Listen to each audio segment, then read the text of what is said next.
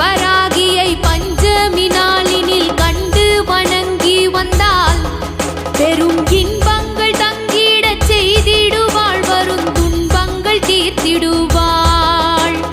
சிங்கத்தின் மீதினில் வந்தருள் செய்திடும் சிந்துர வண்ணத்தினாள், அன்னை செங்கையில் சங்குடன் சக்கரம் கொண்டவள் விஷ்ணுவின் அம்சத்தினாள். பச்சை நிறத்தவள்